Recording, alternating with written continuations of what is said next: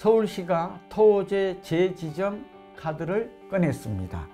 서울시가 강남 3구, 강남 서초 송파구, 강남 3구와 용산구를 토호제로 재지정을 했고 토지거래 허가구역을 1년 3개월 연장했습니다.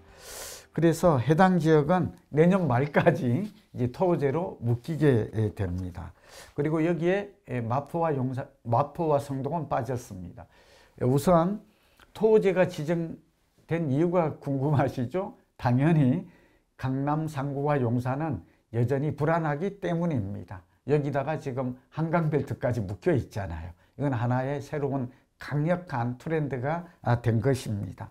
그리고 이제 이들 집값은 제가 볼 때 신체에 비유하면 어깨 정도 올라섰다고 하지만 계속 상승할 가능성이 많아요. 우리가 지금 고위험 구간에 들었다고 말하지만 사실은 과거의 전례를 보면 갈 때까지 갑니다. 쭉 올라갑니다. 주식도 그렇잖아요. 물론 너무 많이 올라가면 거품은 이제 꺼지기 마련이다, 이런 말도 있어요. 거품이 꺼질 때까지 갑니다. 그렇기 때문에 이건 어쩔 수가 없어요. 매물이 안 나와요. 부자들 같은 경우에는 이런 주택에 한번 들어가면 대체 주거가 없어요. 그리고 이게 커뮤니티가 잘 돼 있고 소위 주택이 이제 명품 주거가 명품화된 거거든요. 베블렌 효과라고 합니다. 뭐 그런 어쨌든 이유로 망하기 전까지는 안 나와요. 그러니까 매수도 줄었지만 매물도 없다라는 게 더 문제이고, 그리고 소득의 양극화로 해서 부자는 자꾸 부자가 되죠. 이게 또 문제예요. 그리고 차상위자는 호시탐탐 이들 지역에 매물이 나오기만을 기다려요. 그러니까 매물이 나오면 뭐 한 개, 두 개 나오는데 매도 호가가 올라가더라도 바로 그냥 즉석에서 계약하고자 하는 사람이 많다, 지금 이런 얘기입니다. 그래서 이번에 저는 성동과 마포 같은 데는 토호제로 좀 지정했으면 하고 솔직히 바랬거든요. 어차피 광진구도 그렇고 강동도 많이 올라요. 근데 왜 또 서울시가 안 했을까? 토호제 지정 조건이 뭐예요? 물가 상승률의 1.3배거든요. 이 투기과열지구는 물가 상승률의 1.5배예요. 지금 훨씬 넘었거든요. 그럼에도 불구하고 지정하지 않은 이유는 아마 서울시는 뭐 실수요자를 좀 보호하기 위해서 그랬다고 하지만 아마 서울시가 지정하지 않으면 다음 대책에서는 국토부가, 정부가 지정할 가능성이 커졌다라고 생각됩니다. 정부가 지금 초강력 대책을 대통령께서도 한두 번의 대책으로 집값을 잡을 수 있는 게 아니다. 그리고 공급 대책으로 집값을 잡기는 사실상 어렵다, 이런 걸 실토를 했어요. 왜냐하면 뭐 아시다시피 착공 기준으로 135만 호를 공급하겠다고 하지만 5년간 27만 호씩 공급하잖아요. 근데 재건축 재개발이 아무리 빨리 되려고 해도 되지를 않아요. 18.5년 걸리거든요. 그리고 지금 상기 신도시도 빨리 한다고 그러지만 빨라야 2027년에 이제 시범단지 같은 것들이 입주가 되고 그것도 다 되는 것도 아니에요. 그러니 이게 지금 공급원이 없는 거죠. 그리고 단기 대책 같은 것들이 이번에 포함이 안 돼 있잖아요. 물론 뭐 국공유지라든지 노후관공소, 뭐 수서에 있는 노후 공공임대를 하겠다 하지만 뭐 이것도 생각만큼 빠르게 또 물량이 크지를 않아요. 그래서 결국은 수요 억제 정책에 방점을 둘 수밖에 없다. 수요 억제가 뭐예요? 투기 수요를 방지하겠다. 그래서 갭 투자를 방지하기 위해서 전세 대출도 가계부채와 함께 강화한 거예요. 다 이해가 되죠? 또 그렇게 할 수밖에 없다는 정부의 입장도 저는 충분히 이해가 됩니다.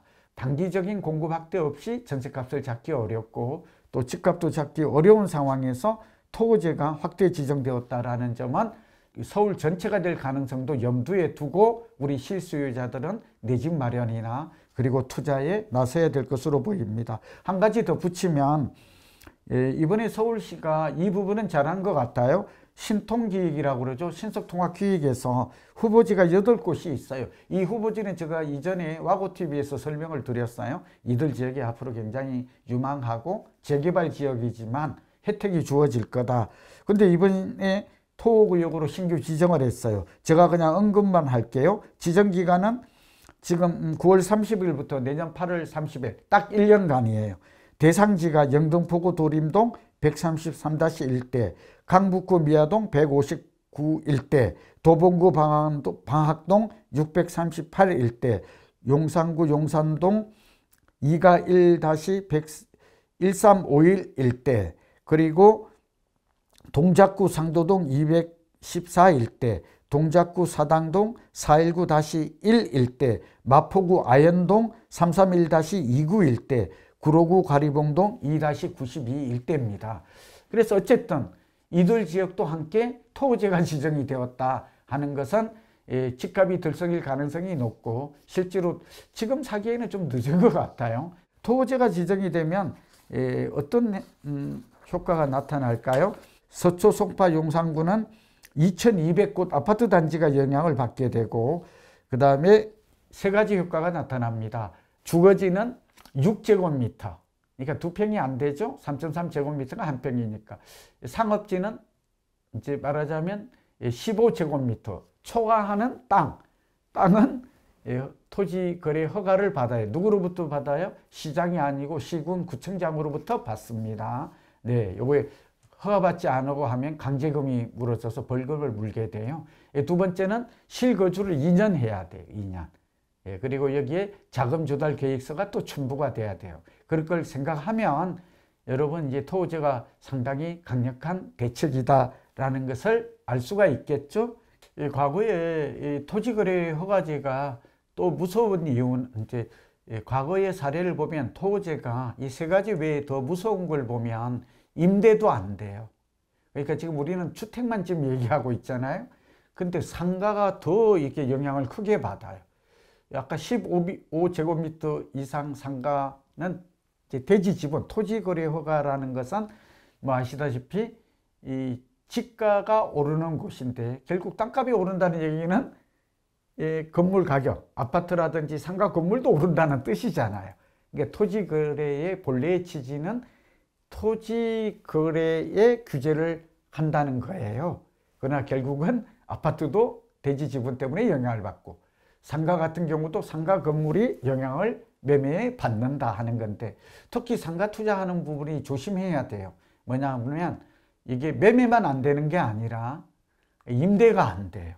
그러니까 상가를 거래를 하면 주택의 실입주를, 실거주를 해야 되듯이 상가도 자기가 운영을 해야 됩니다. 그리고 얼마나 강력해요? 나는 이거 사가지고 상가 임대 수익을 목적으로 토지 지역에서 이거 안 됩니다. 자기가 운영을 해야 된다는 거. 이거 모르고 샀다가 굉장히 그 곤란해한 상황을 많이 보았기 때문에 여기까지 알아두시면 좀 더 깊이 있는 이해와 대응 전략을 짤 수 있을 것으로 보입니다.